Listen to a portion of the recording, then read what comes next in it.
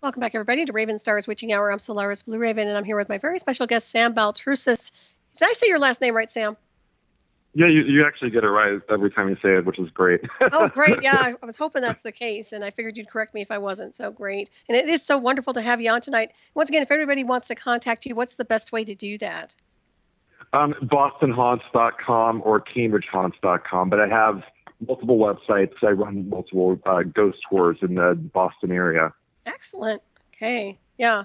And of course, your new books are coming out just right around the corner, so we'll be looking forward to having those. And those will be on Amazon.com, right? Yeah, they'll both be available on Amazon.com. They're both coming out in 2016. So Haunted Provincetown is coming out probably in early 2016, and Haunted Boston Harbor is coming out I think September 2016. So we have two books coming out next year. This is actually my first year I don't have a book coming out, which is weird for me. You're cranky. Normally I have a book come out every year. This is the first year I don't have a book coming out in 2015. That's how many pages are these books? They're not very long, so it's like 125 pages. That's good. But yeah, every book I write, I really put my heart. Like I spend a lot of time in locations and really get to know the location. So those 125 pages are, years in the making for each book. Do you have images also in the books? Do I have what? Do you use pictures in the books as well, or is it just? Yeah, I do. I have two publishers.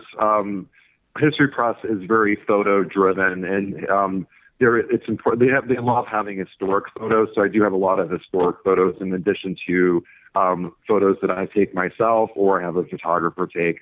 But they really encourage having around like 50 photos per book. Oh wow, that's pretty good. Yeah, that's very interesting. Yeah, and the books. I mean, I've read books that are similar that are like 300 pages, and truthfully, I'd rather have a smaller. And the price point's really good. It's around $10 for Goes to Boston, which is my first book. And you get a great little travel guide of haunted locations in Boston, plus great historic photos, and so it's a great book to have if you're visiting the city. And this is prime time for tourists to come into Boston. Mm-hmm. And also, you actually run the ghost tours, right? I do, yeah. I mean, I started off, when I was writing Ghost to Boston, I was a tour guide, and they were kind of like, I have all these years of experience as an editor and on television, and they're like, why do you want to be a ghost tour guide? And I'm like, I want to engage with people, and I wanted to engage with the ghost. And so I became a tour guide, and then I eventually launched my own tour company in Cambridge, and now I have one in Boston, and I have a haunted Boston Harbor tour, and had a tour in Salem. So kind of like the ghost tour go-to guide in Boston. That's wonderful. Yeah, that's excellent. That sounds like a lot of fun. And it really. Oh, go ahead. It's a whole. It's not a really franchise, but what you find is you have people who travel all over the world, and when they visit a city, the first thing they do is they go on a ghost tour, because you learn about. It's probably the best way to learn about the history and also where things are. It doesn't always have to be the haunted history. It can just be the sort of the history that you're not going to get anywhere else but from someone who has done all the research. I think that's wonderful, because what's the point in traveling if you don't know the history of where you're going? Yeah, and I just went to Seattle, and they had a ghost tour there, and it was great. And they had like an underground tour that I went on, and I tried it every time I go to a different city. I try to go on their ghost tour to get the backstory. But then I'm also a little wary of doing that, because I kind of want to use my senses. If I'm going to say eventually write a book on Seattle, I don't want to know the stories first before I approach it. So I like doing it, and I recommend it to people, but I personally sometimes don't always go on the ghost tour, especially if it's a city that or town that I'm going to write a book on. Right, that makes sense. We have a few questions here in the chat here. It's old Fritz asking, I thought this was a joke, but he asked, please ask about puck wedgies.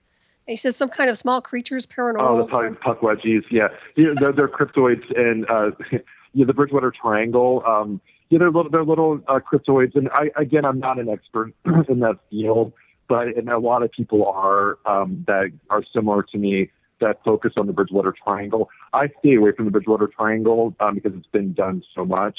But the Prowudgies are little, just basically cryptoids that are in the woods in sort of the Bridgewater Triangle, Bridgewater area in Massachusetts. Are they nasty, or what do they do? Are they? Yeah, they're little. Yeah, they're nasty. they're like little demons, basically, that run around. They're not. They're more. I wouldn't say that they're nasty, but they're playful and they're tricksters, according to legend. Sounds like and they're gremlins. Also tied to, exactly, gremlins. That's a great analogy. Oh, that's interesting. Well, I like gremlins. I'm just teasing. I try to stay away from them, but they probably would trip me or something. Mischief everywhere, I guess. Little tricksters. We have another question here from Brand Mars Young. It says, has he ever heard of Scully's Wharf? What is it called? Have you ever heard of Scully's Wharf? Scully's Wharf. I wonder if not off the top of my head. I mean, maybe it. Is that where the Cambridge Side Galleria was all water and canals? Is that what you're saying, Ran? I think does that sound familiar? I know Cambridge Side Galleria. It's Lechmere area. I do a tour in Cambridge. I do a tour in Boston. I'm not really familiar with that wharf specifically, but it may have been renamed something else. It may be Lechmere that the person's referring to. Okay, just curious, and there's not really a real question, and I guess it was just that. But if you have anything else to add, just let me know, guys. I'll poke my head in the chat room and see. And I was going to ask you. I know we were talking about inanimate objects and maybe the aspect of signatures and things like that. What's your take on the haunted dolls that everybody's so obsessed with? Like Annabelle and the doll in Key West. Yep. I do feel like that. There's some validity to it. I have a couple of enchanted objects on my tours. There's an enchanted mirror at the Parker House that is supposedly this Charles Dickens is taken from his room when he stayed in Boston in the 1800s, and he supposedly said A Christmas Carol hundreds of times in front of that mirror and sort of left his psychic imprint on it. I also have a ghost in Cambridge that it's tied to a library of books. A woman, Martha Coleman Waits, supposedly is tied to those books, and then when someone sort of like messes with her books or hurts her books in any way, she is triggered. So I do think that that's possible, like sort of something to set off a spirit. Demonic dolls. I mean, I think I've always been scared of that, to be honest with you. Like since I was a kid, it's one of those things that the idea of a doll kind of coming to life and having a personality. I remember seeing the Twilight Zone episode of Talking Tina, and it always just creeped me out. I've never had personal experiences with it, but I do, the Warrens. I mean, I do believe that they've had like the whole Annabelle story. I do think there's definitely validity to that. Mm-hmm. Right. Yeah, it reminds me of the ventriloquists with those little dummies. I never liked those at all. I think they had a Twilight Zone on that one too, where the little guy was put away and he kept coming out. Was that the Twilight Zone?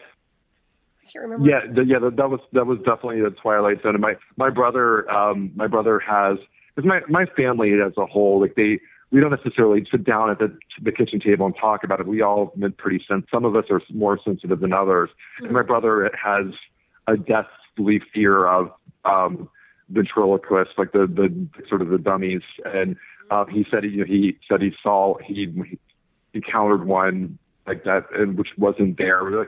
So we're kind of, our families are kind of weird about dolls and sort of that dolls coming to life kind of concept. Oh, I don't blame you. I don't like those dolls either. I think they're creepy. I wouldn't have one. Yeah.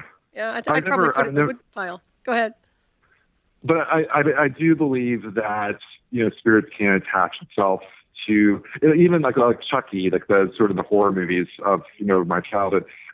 Like that's like I do think that is possible, but I think that it's more of an attachment. It doesn't necessarily. I don't think the dolls would come to life.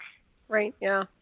Well, unless you animate them in some way. But yeah, I mean, who's to say they can't be animated? I'm a firm believer that anything is possible in the illusion of. But yeah, it's a creepy world sometimes when you start looking at it from all these different angles. It can be very strange. Well, especially if you do rituals and you don't know what you're doing, you can probably do some damage. Right, you'll have to boogie blast your house. Yeah. There's no doubt about that. Have you ever heard any stories of potential time travelers connected in with ghosts and apparitions that come and go?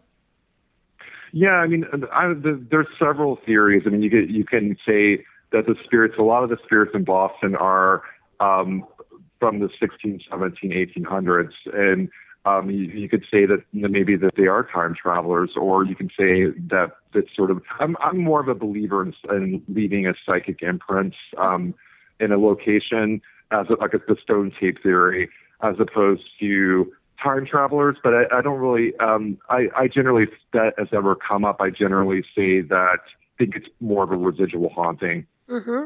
Right. Yeah. And have you seen apparitions yourself? I have. I mean, I had the girl experience. I call her Mary. She's a teen girl at the Central Burying Ground. Had experiences when I was a kid. My grandfather, I saw a full body apparition of my grandfather. I've seen definitely many apparitions in photos, but as far as like in-person apparitions, it's been rare, but I definitely have seen shadows. I tend to see more of the full-bodied apparitions, and my experiences are more audible and more poltergeist activity. My old place I lived in Davis Square had a seamstress, and she was a poltergeist. She was more of a stay-behind, I call it. So the stay-behinds are kind of resemble poltergeists in the sense that they move, like open and close doors, and she had an affinity for scissors, so we called her Scissor Sister. It turns out she was a seamstress, and she was a stay-behind. So a stay-behind is someone that they don't know that they're dead, and they're trying to let me know that they're still around. Mm-hmm. Right. And I know you moved, so did she come with you, or did she dissipate somewhere? No, she did leave. We actually did we did a cleansing. We let her know that she can go to the light, and she was Catholic, so I had a friend who helped me with that, and she hasn't been. She's still part of it. I had definitely had an affinity for her. She was a sweet lady, and she was a part of my my first book. And I moved twice. I actually just moved. I was waiting to move into a new condo near the Mystic River in Somerville. And so I was kind of in a location. So I've been at 2 locations since then that have not been active, which is kind of refreshing because I've always ended up in these haunted locations. And so the new place I'm at is it's new. So I'm like, okay, it's not going to be haunted. But it turns out that I'm like right by the Mystic River, and the area that I'm at is definitely very active. I'm not saying my current house is active, but the Mystic River around me, especially with native energy. There's a lot of native energy here. Oh, wow. That's funny. Yeah, you can't escape it. It's in your blood, huh? Yeah, it's just everywhere I go. And I was kind of called here, and I don't really know. I still don't know why I was called here, but I do think that there's something related to native, something native related. I do think this was, we talked about Whitey Bulger and sort of the gangsters of Boston's past. I think this was a dumping ground for the mobsters. Well, I don't think I know that it was definitely a dumping ground. So I think there were definitely bodies here and murders and bad things that happened here years ago. Mm-hmm. And you say there's a body of water there, so that's usually their spirits tend to connect in with the water, don't they? Yeah, and there are 2 ties. If you I'm friends with a lot of science-driven researchers, and water is a huge tie, and then also train tracks. So for whatever reason, there are more hauntings tied to bodies of water, and if there are train tracks nearby, there tends to be more hauntings. That's really interesting. And can you describe some of the hauntings around train tracks? Is it a visual of a ghost apparition, or sounds, or what? Yeah, I mean, well, they just did the group is called Kneecaps, and it's like the New England Center of paranormal research or something, and they did this really comprehensive database of all the alleged sightings of spirits throughout the country, and then they looked at the geodynamics of the location to see if there were any things that were kind of similar, and those are the 2 things that came out of it. The train track spirits are there's a lot of even in Truro, there's a ghost train in Truro, which is part of my book on Provincetown. And there's a sort of reported, similar, multiple people have reported hearing a train, and it hasn't been a train in that part of Provincetown in 50 years. So there's the sounds of trains, which I do think it's sort of a psychic imprints on the location. Or it could be something else. It could be, like military training, or like something. There's a lot of weird stuff that happens out there. So it could be something else. There's a lot of there's the most famous case of a train-related haunting is Abe Lincoln's funeral car going from D.C. to Springfield. There's been reports of that throughout the years of a sort of a train, and everyone says it's Abraham Lincoln's funeral train. And there are also many reports of ghost lights around train tracks, which we don't really know why. It's just that's a common phenomenon, ghost lights, or kind of like orbs, but near train tracks. Oh, do they hang close to the ground, the lights, the ghost lights? Yeah. They exactly. look like orbs, though. I have seen those before. Out here where I live, they have old mines. And I've seen things that rise. Well, it could be, I don't know, it could be a lot of different things on a scientific scale. But still, they're orbs, and they're very, they have a nice transmission to them, energetically speaking. But they just kind of hover just a little bit above the ground. That's exactly what they are. Yeah, but those are ghost lights that are very common around train tracks. And we have someone mentioned the Bridgewater Triangle area. Like there is a whole area, and it's because of the gases that emit from this. There is a scientific reason to why they're happening. But so it's like phosphorescence. I don't really know the science, but I do know that that's a very common phenomenon. And I have seen real orbs before, but I haven't really seen ghost lights before. I've seen real orbs before in Gettysburg. But I think orbs are kind of, there's a lot of people that have claimed to have orbs in photos, and I see that all the time, but I think that seeing an actual orb is rare. Right. I think some of it can be explainable, and other times it's energetic. I think there's different kinds for sure. Well, that's really interesting. Right. What about ghost ships? Any stories about the ghost ships?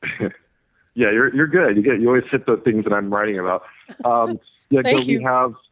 We definitely have several ghost ships. I mean, Boston has it's a three-masted frigate that's been spotted in the Boston Harbor. And we think that perhaps it's related to the Revolutionary War and sort of the British, the Somerset, which the story of everything its path leading to Provincetown. There's a Phantom Dory in Provincetown Harbor.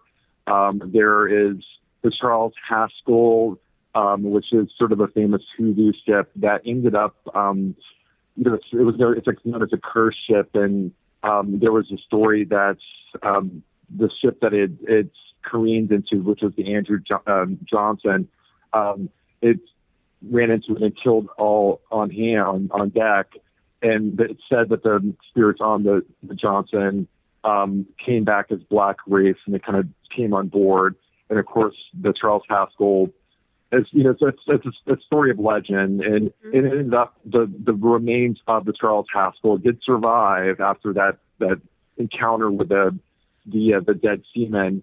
It actually ended up in Provincetown. It's sort of like it was abandoned in Provincetown. So it was a real ship. But yeah, there's a lot of reports, especially in Provincetown, of a Phantom Dory in P-Town. And it's kind of similar. There's generally an African American man on board, and there is a white man. And there's something going on, like a fight or something that's happening on the Dory that's being replayed. Wow, that's pretty fascinating. Yeah. Did they ever catch footage of stuff like this? Any video? Yeah, I mean, I see video from time to time that's not convincing. A lot of it could be, obviously optical illusion. And the Phantom Dory, I've had people tell me all up, like Adam Berry, who I interviewed, he lives in Provincetown. He's on Ghost Hunters. He saw the Phantom Dory. So I haven't seen anything that's convincing. I think a lot of it is kind of, people experience it, and then they like, wait a minute, what was that? You know, they kind of process it, and they're like, that was strange. And then you have people who do report it online, that when they do, they get swatted down by the skeptics, you know, who, like, that's not, the first thing they want to do is point out why it's not something. So I haven't seen anything yet, but I'm definitely open to it. And I think it's more people who've had encounters. And when you're on a boat, or like the encounter with the frigate in the Boston Harbor happened 20 years ago. So this was pre video cameras, and I'm seeing more and more stuff, but I'm also seeing a lot of stuff that's not real too. Right. Yeah. I mean, there's a lot of junk out there on YouTube, and people kind of manufacturing stuff. Yeah, they can special effects everywhere. I've had many encounters, and the thing is, what's so weird about every time I've had the encounters, I mean, I have a phone with me with a camera on it, but with the girl, it was late at night. There was no way that she would show up on the camera. I have had photos of what looks like the girl from the cemetery at Central Burying Ground from other people that have been on my tours, but I didn't actually go up and take it. My first reaction was to go up and talk, like to interact with her, see if it was what it is before taking a picture. That's like not my first reaction, which it probably should be, but yeah, I should probably take out my camera immediately. You know? Right. Well, some people would probably get spooked if they see something like that and probably want to leave. But yeah, everybody's really into the paranormal and spirits and ghosts these days. So have you ever had a ghost that was aggressive and tried to harm you? Yeah, I mean, in Salem, I definitely did. I had, it was on, because I ran a tour in Salem while I was writing my Ghost of Salem, and the spirits in Salem are definitely negative. My encounters with some of them, I was told that they were playful, because my first experience was an apple rolling out of the blue near Bridget Bishop's, where her apple, like where she lives, back in the day. She was the first woman who was executed for witchcraft in Salem, and it was playful at first, and then it got kind of dark. I had a situation where I've been pushed, I've been scratched. In Salem, I was scratched on my chest. I think it was at the Joshua Ward house, but I'm not 100% sure. All I know is I felt a tightness on my chest, and then I eventually, after the tour, I was having problems breathing. I opened up my shirt, and there was claw marks on my chest, and wow. They were very, very pronounced, as in like my skin was raised. So it was very. It scared the crap out of me. Wow. How do you handle stuff like that? Do you psychically project energy back, or do you just shield and clear, or what do you do? Well, my first reaction is I felt like there was a spiritual attack with me in Salem. Mm-hmm. So I shield myself. This is when I was just learning about frequencies and sort of like how to raise your frequency level.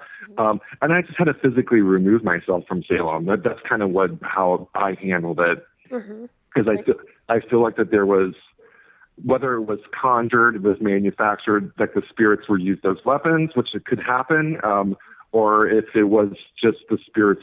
Because my experience with spirits, it's always been fairly positive, because I feel like spirits want their stories to be told, or they want to know what's going on with them, and they can feel connected to me. So I've always had a good relationship with them, but that was not the case in Salem. Doesn't sound like it. Well, I think sometimes people like to practice their abilities too, and I don't discount that at all. Not that was the case with your circumstance, but I am well aware that there are people out there who like to practice, and I won't get into any more details. Yeah. But you know what I mean? You have to be aware of that too. And of course, I know you're savvy about that for sure. And I think we had another question from old Fritz over there in the chat room. Let's see here. Any Revolutionary ghosts you know of? Yeah, there's many Revolutionary War era ghosts. Boston is the birthplace of the American Revolution, and there's the Revolutionary War. There's a British soldier that hangs out. I was actually on a show called Haunted Encounters at the Boylston Street Tea Stop. There's a report of a residual haunting of a British soldier wearing full red coat regalia in one of the ghost tunnels beneath the Boylston Street Tea Station near the Boston Common. And it turns out that location was where there was a mass grave from the Battle of Bunker Hill, and where 900 to 1,100 British soldiers were buried in that location. So yeah, there's there's a Revolutionary War soldier. I'm sorry, there's a Revolutionary War horse that's at the Old South Meeting House. And there's many revolutionary. There's even a Revolutionary War ghost in Provincetown at the Fairbanks Inn, which is now Eben's house, which is a bed and breakfast. There's reports of a Revolutionary War soldier. And what's interesting about Provincetown during the Revolutionary War, it was kind of where the British fled to escape Boston. So the way that the geography is Boston, you go through the Boston Harbor, you pass Boston Harbor Islands, and then you head out to Provincetown. It's about, it's a few hours by boat. If you take a fast ferry, it's an hour and a half. So Provincetown is on the way out to the Atlantic Ocean. So it's a last stop on the ocean. So that was kind of a common place for the British to kind of hang out before they headed out back to the UK. And so there's a lot of Revolutionary War stuff that happens in Provincetown that we don't really know what really happened. I think they kind of took over Provincetown, and I think that the locals were kind of terrified of them because they kind of came in and just depleted their resources, right? Human and physical resources. Mm-hmm. Exactly. What about the Old North Church? Any stories? Yeah, with that? I did meet at Old North Church. I'm really interested in the North End and the tunnels of the North End. Old North Church is the Paul Revere. That's where they put the one is by land, two is by sea in the tower. I talked to people who work there, to the sexton and actually other people, and they definitely have reported hauntings there. I haven't written about it, and I think I'm going to write about it in my next book on haunted Boston Harbor. But yeah, there's definitely something going on at Old North Church. Well, interesting. Is there a place called the Old North Ridge? Not that I know of, but at this Old North Church. Okay, yeah, I was wondering if it was connected to the Old North Ridge. I mean, the Old North Church, rather. I don't know. I was just curious if that was in. If maybe it was something. I'm trying to figure out what Scully Wharf is. I'm kind of like, it probably did exist, but they changed the name of the wharf like from time to time. So it could be one like Lewis Wharf, the Constitution Wharf. So yeah, there's a lot of name changes over the years. That's what I'm wondering, because I'm under the impression that was real, that there was an Old North Ridge, but it was changed to something else close to the Old North Church. I don't know. I can't confirm it. So if you ever hear anything, please let me know. I'm curious. I will, yeah. It could be like Copp's Hill, like that area too. And Boston was 75% man-made land, so 25% of the land is, which oddly is the haunted parts of Boston, the land that existed prior to. We had three major hills, which were Copp's Hill, Fort Hill, and Beacon Hill, and then we took the dirt from the hill and they filled in the 75% of the land. So a lot of the land that we're on now didn't exist in the 1600s. That's fascinating, isn't it? Yeah, I love that stuff. That's my favorite. Yeah, it's just I love so like cool. Geodynamics. Yeah, I actually deal with I deal with a lot of experts kind of focusing on specific aspects of the paranormal. And Mike Baker is one of my go-to guys when it comes to geodynamics. So like Provincetown, for example, is made up of the Earth is very interesting, and there's a lot of the shells that make up Provincetown are actually tied to hauntings. So I kind of look at what's not only the stories, but also the science behind it too. Like, why would this spot be more active than other spots? And it could be beneath us. Mm-hmm. Exactly. That's well said. I agree with you on that one for sure. They're just coming out with all sorts of questions here in the chat. Let's see here. What do I have? Any Thunderbirds? Any? That's from Old Fritz again. Any stories of Thunderbirds out there? Like sort of the Native American Thunderbird stories. I suspect. Yeah, I mean, it's so weird that I'm really getting into it because I have Native American in me as well, and so I'm really, when I went to Seattle, I actually reached out to, I was kind of brought into to a shaman from Calgary, and I have never had any reports of that, but I'm getting more in touch with my Native American roots and kind of specifically the shaman approach to life. And I think that who knows? Because I have sort of a bird. I have birds that like blackbirds that kind of prop in front of my door because I'm right by the water, and I just have this attachment to birds. So I have not heard of a recent story of a thunderbird, but I'm open to it. I would love to research that. Right. Yeah, I think they're pretty interesting. I saw one a long, long time ago in was it New Mexico? I can't remember now. We were camping long, long time ago, but it was through the multidimensional sight. But man, right in the sky and really big and like this really bright red outline to it. Yeah, it was really interesting. So I don't know. I mean, I take things with a grain of salt when I see stuff like that, but I consider it to be a very profound message to some degree when you see stuff like that, you know. So I had like a dream of a thunderbird when I was younger, and I didn't necessarily know what it meant, but I did have a dream, and it was pretty profound. A lot of my stuff comes in my dreams, and I'm pretty intuitive when it comes to it telling me, trying to figure out what the message is. When I was younger, I had no clue what the message was, but now I'm starting to understand more what the message is. Yeah. Do you keep a dream log? Yeah, I did. I haven't recently, but I should do. I keep more record of my dreams. I just remember. I'm like, oh, that's what that was. And when I have one of those dreams, you know it, and I immediately wake up and try to write it down. So it has a different feeling to it when I have one of my prophetic dreams. Yeah. And how often do you have prophetic dreams? It's rare. I mean, usually it's a warning of some sort, and sometimes my grandfather comes to me to tell me something, or and it has a different feeling of sensation. It's kind of like it has a light to it. So I haven't had one recently, but like maybe once a year or once every 2 years that I've had them throughout my life. Mm-hmm. Yeah, it's pretty interesting when you have those. Yeah, keep track of those for sure. What about ghost monks? Have you ever heard of those? This is coming from the chat, by the way. Ghost monks. What was the last part? Monks.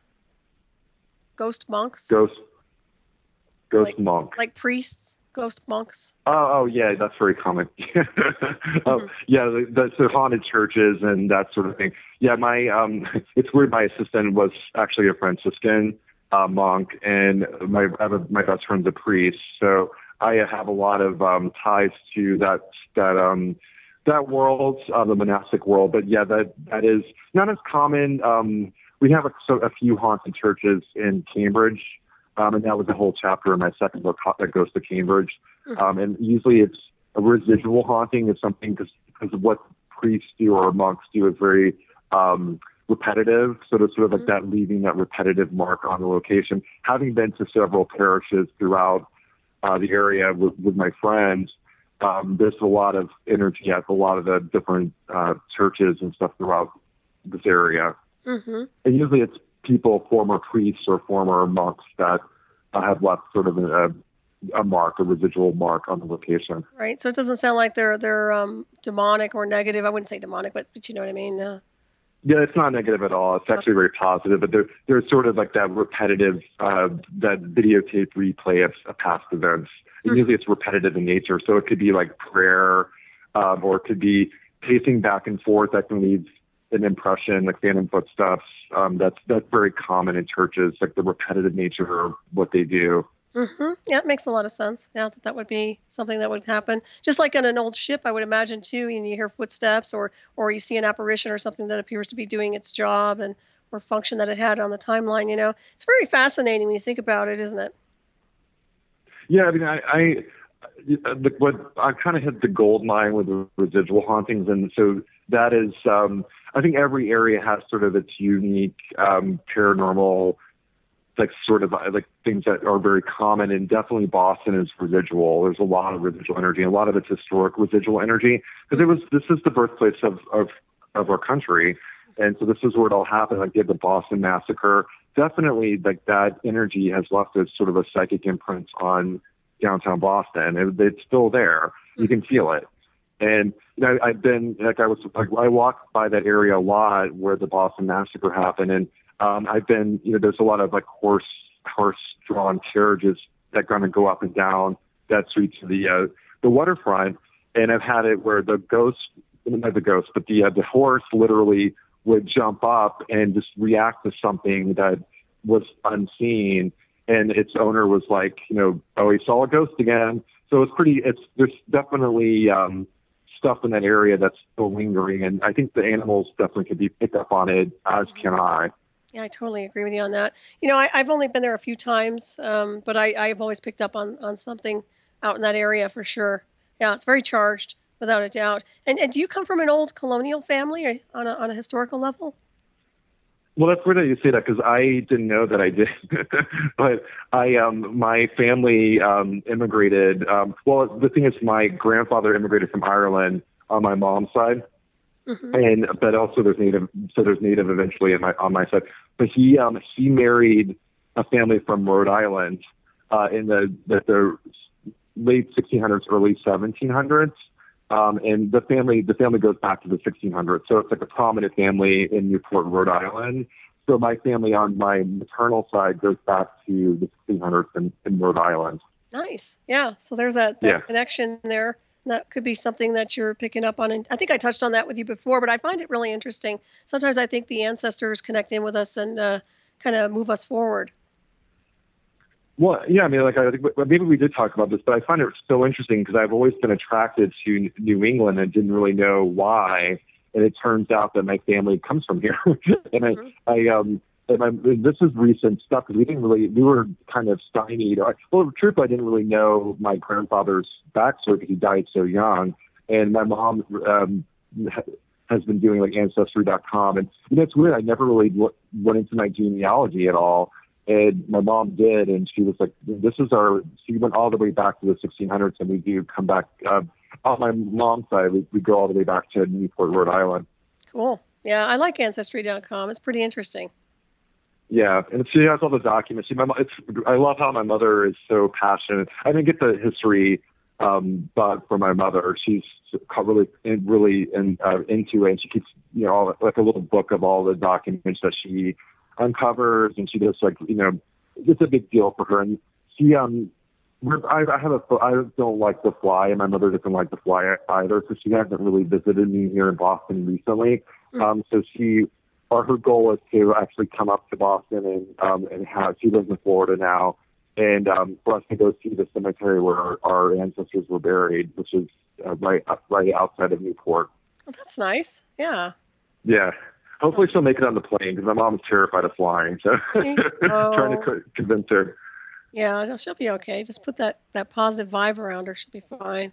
I can't blame her though, because these days it used to be a lot more enjoyable to fly. I don't think it's as fun anymore.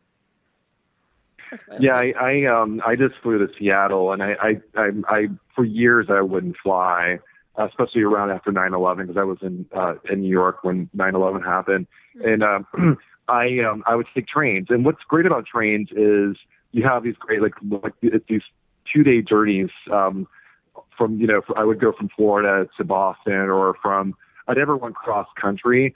So I actually do miss taking the long train rides, but I don't have the time. So I actually had to fly to Seattle, and it was a nightmare. Was it? It was a nightmare flying to Seattle. It was 6 hours on a plane with a screaming child next to me. I'm like, and I definitely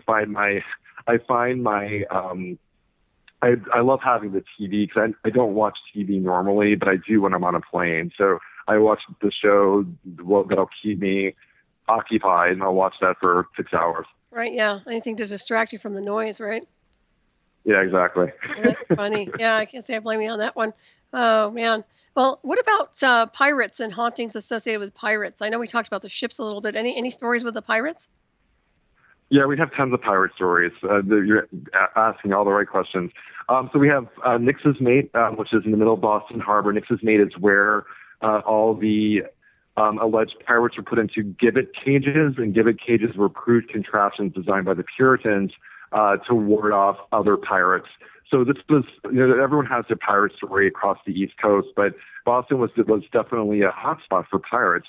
So they would put them in gibbet cages, hanging by one foot upside down, this crude contraptions on an island called Nix's Mate. And Nix's Mate is you have to pass by Nix's Mate to come into Boston. So it's like one of those islands that everyone passes by at some point if you go out into the Boston Harbor. And supposedly it's haunted. The ghosts it's said to have been cursed by William Fly. I'm trying to remember the name of this. He was a pirate who cursed the island, and he said that the island would sink into the harbor after his death, and it actually did, which is weird. And it could be from erosion.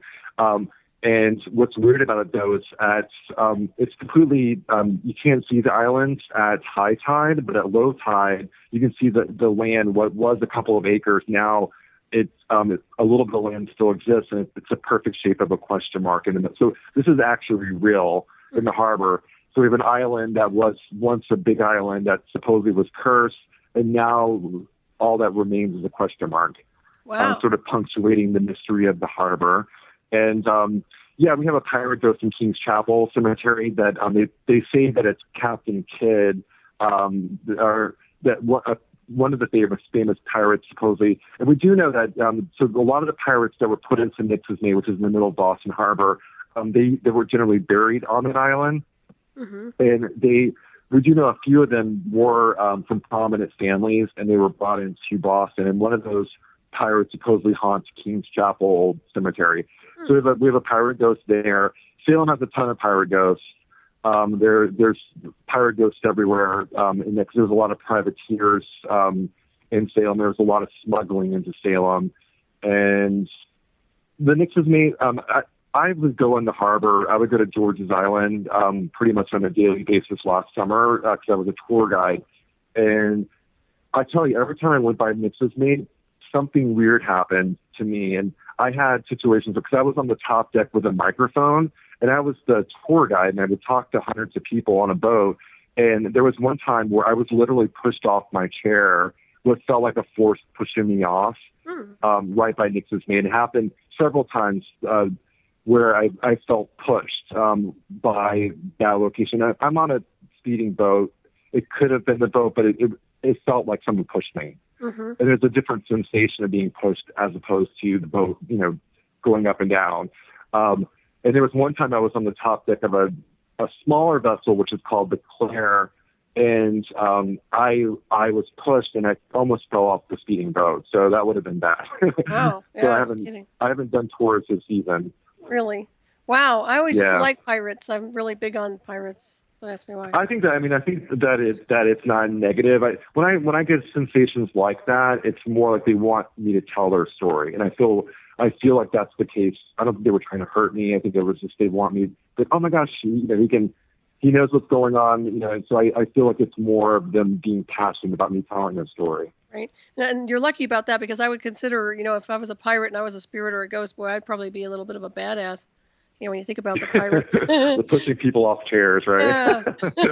What about treasure? Any stories of any stories of hidden treasures anywhere?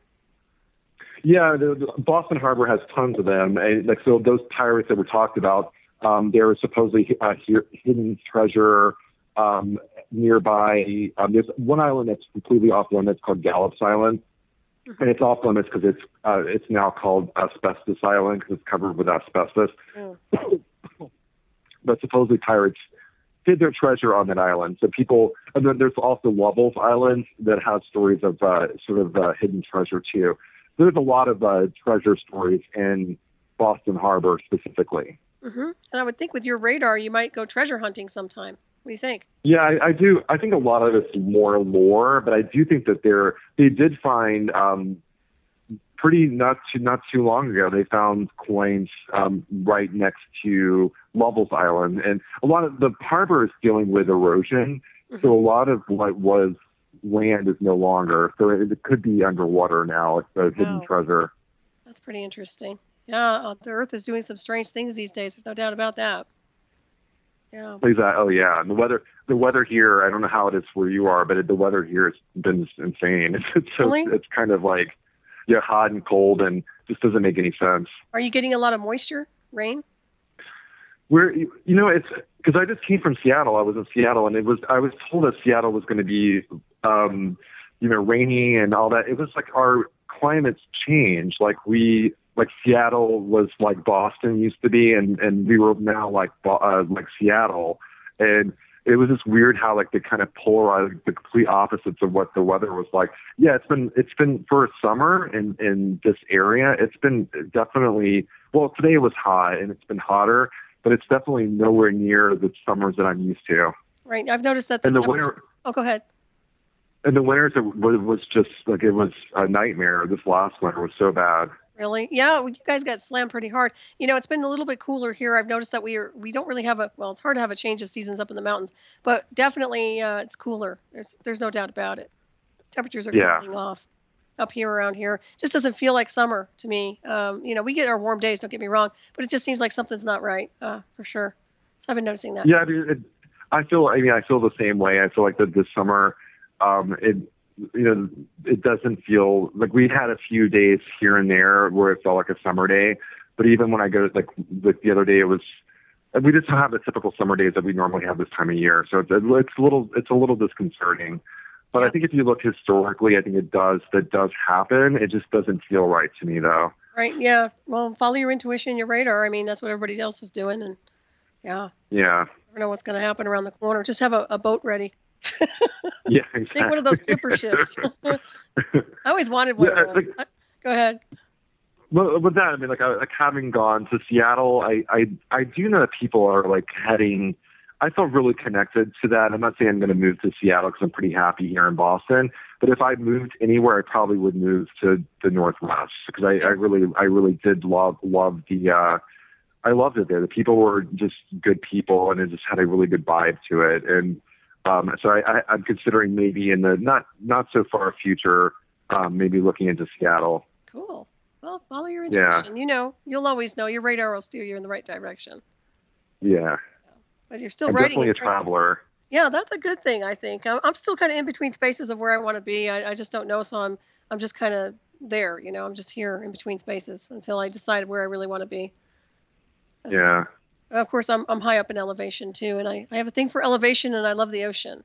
So, I definitely have by the water. But Massachusetts is. That's why I've always gravitated to Boston because it's literally right by the water, and like in P-Town specifically because the beaches are just beautiful, and and I grew up on the beach in Florida until the 90s, so I have.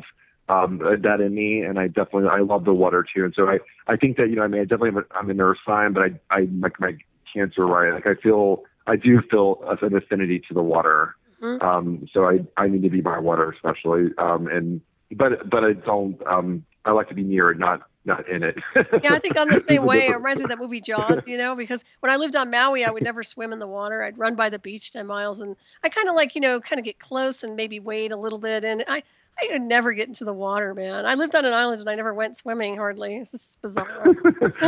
I wade in it, but I don't go. I mean, I did swim a little bit when I was in Provincetown, but and I love the beach and I love being by the water, but I don't necessarily I don't swim much anymore. Yeah, it's really strange. My sister used to give me a hard time about that because I never got in the water.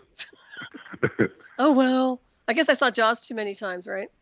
Maybe that's what. Yeah, that was the first horror movie. Well, it was one of the first ones I saw, and I was terrified of Jaws. And I grew up in the part of Florida that had, sharks. Like that was pretty common. So it wasn't that far fetched where I grew up. Right. But what's weird is the part of Jaws was set it was in Martha's Vineyard, like this part of New England. So it definitely, when you go to the towns, like you go to P-Town or Gloucester or all the towns that I go to for my books, you see what you saw in Jaws. Like it's like that same kind of environment, and I love it. I just don't love the big shark in the water part of Jaws. I love the aesthetic of New England. Yeah, that's that Martha's Vineyard. Yeah, that's right. Yeah, I forget where exactly it was set. But what's weird though, it was actually filmed Jaws 2 specifically was filmed near my hometown in Florida. Really? So I have those two ties. Yeah, I filmed it, but it was set in wherever the first Jaws was set. Wow, that's kind of interesting. Well, I know they used a mechanical shark, and I think it sank or something weird. I can't remember now. It's been so long. Yeah, that was it. That's from like my childhood. Not to age me at all. Oh no, I grew up with all that. Yeah, yeah. ancient. I think I'm older than you though. But yeah, well, those were the good old days when they had decent films. I don't know what they're doing now in Hollywood. I don't pay much attention anymore. But yeah, it's pretty. Go ahead.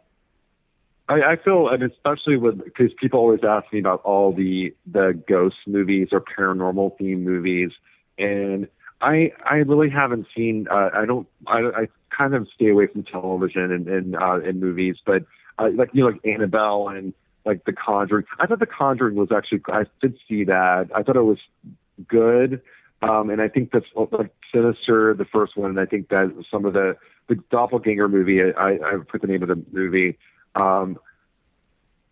Insidious. I thought that was very good. Oh, that was good. I did see that. Yeah. But for the most part, I'm disappointed. And I think that Jaws is a perfect example of a horror movie, and people don't view that as a horror movie, but it is.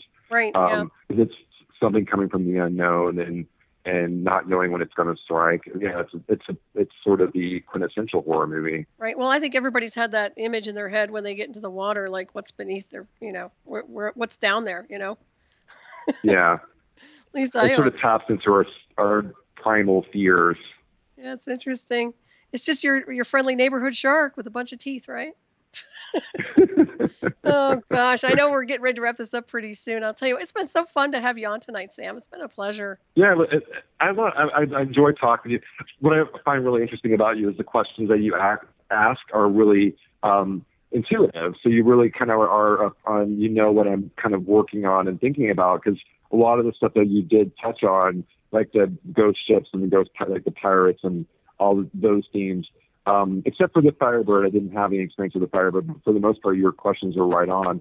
Well, that one came from the chat, so yay, thank you. Oh, yeah. Yeah, the chat was really inquisitive tonight. They had a lot of questions for you. Actually, there are still a few more questions here. I'm not sure what they were referencing, but Brandon Whoops was asking if you've ever read any Lovecraft, H.P. Lovecraft.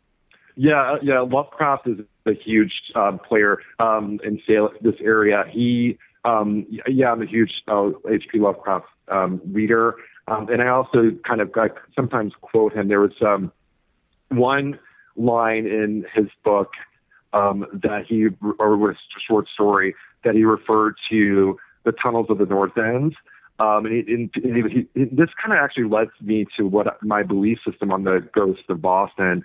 He said the line was, the Back Bay, which is all man-made land, is not going to be haunted. What's going to be haunted in Boston is the North End with all those tunnels, those underground tunnels. And something that always that one section of one of the stories just totally shaped what I believe in my belief system. Because you know what? The Back Bay, which is all man-made land, isn't haunted. And the North End, which does go back hundreds of years and was original hallowed ground, is our most haunted part of Boston.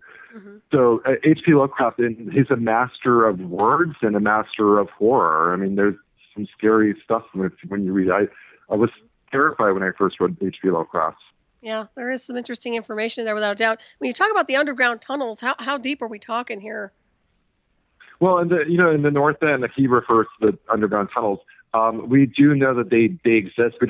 They may have been filled in, and we do know that they exist in Salem too. And but yeah, they're like sort of like smuggler tunnels that go beneath. And there's a lot of smuggling goods to avoid taxes, which was very common in Salem. Not as common in Boston, but yeah, the tunnels are of interest to me because I find them, I find that stuff, I don't know what goes on below, very interesting. And so the tunnels,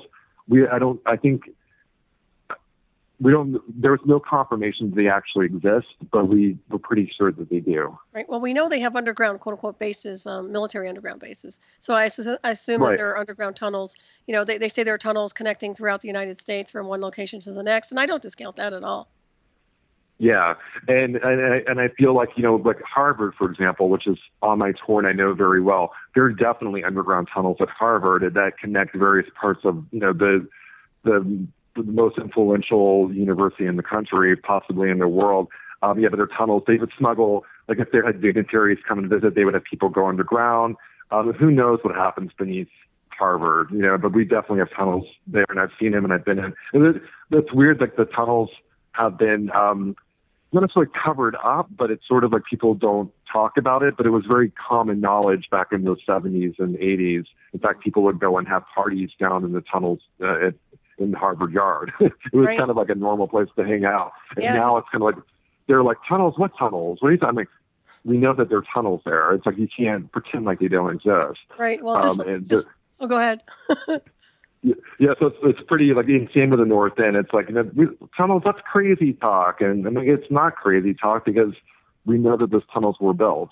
And what are you hiding in those tunnels? That's what I'm curious about. Yeah, well, like in the old days when they had the bomb shelters, and nowadays you don't even hear about bomb shelters anymore. But that was pretty standard, in the old days. People would have those for emergency shelters for, whatever was going to happen with atomic weapons and whatever else they pull out of the ethers. I was going to tell you we're almost out of time here. It's been a pleasure, Sam. And once again, let everybody know about your new book. It's coming out soon, both of your books.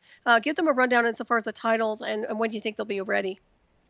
Well, we have, and we just released Ghost of Salem, Haunts of the Witch City, which came out last year. That's still very new and available on Amazon. We have Haunted Provincetown coming out in 2016, and we have Haunted Boston Harbor coming out in 2016 as well.